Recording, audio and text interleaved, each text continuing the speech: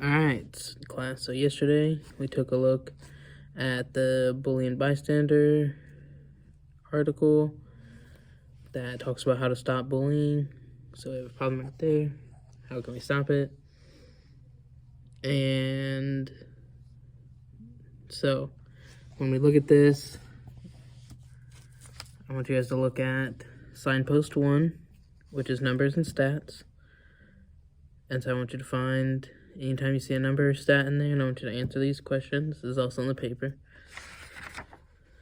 Why did the author use these numbers or amounts? How do these numbers help me see patterns? What do these numbers help me see? What purpose do the numbers serve? And what is the author's claim, and how do these numbers help? So, if we take a look at the first time we see numbers pop up, it is in this line. We'll do this as an example. The proportion, so it starts with, without any education and support from adults, the vast majority of children will not take any action if they witness bullying. The proportion of children who will spontaneously intervene is about 1 in 5. All right, so we need to ask ourselves, why did the author use these numbers? So she wanted to show how many students, that only 1 in 5 people would stop. So that proves the point that a vast majority of children would not take action. This also helps you see, so you also need to think, like, why didn't she choose to just say 20%? What does 20% show versus what does 1 in 5 show?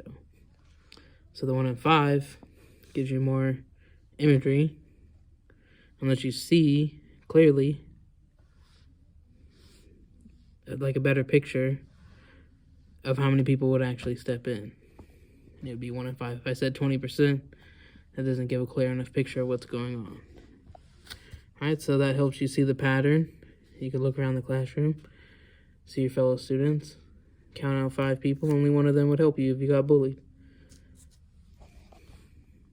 All right, so now what else? So that helps you see what's the purpose, give you better imagery other than 20%. 20% doesn't really, if you looked around a classroom with 30 people, you wouldn't know what 20% would be just off the top of your head, unless you're good at math. You know, so it's easier if you use the 1 in 5 versus in later sections where she does say 50%.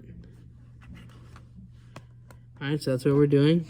So that's part 1. What I want you guys to do. So I want you to go through, look at that, answer those questions. You know, some of them are about the same, so I just want you to go through and explain how they're different, why it's important, how it helps. So in educating, you know, if it's 1 in 5 who would do it spontaneously, if we teach them about it, you know, the number may go up to, you know, 3 in 5. So then now a majority of people would step up to stop bullying. So that's one way. And then I also want you guys to write a formal summary. So I want you guys to go through the article, figure out what the main point is. So it's bullying the bystander. We talked about this in class. So we know the main idea is to empower bystanders to take action. All right? So then when you go through, you're going to look for 2 main ideas, 2 main points that back up what bystanders can do to stop bullying. And then, in the end, you're going to write what the author concludes with. All right, so we're going to follow the formal summary format. It's going to help us identify, you know, the main idea and the main points of the article. And it's short. So again, you're only looking for main idea. There should be about 5 sentences. Use the format.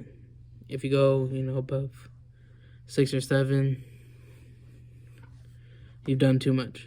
You're not writing the whole article. You're just looking for the most important things. What's important in the article? What are the number 1 takeaways from this? All right?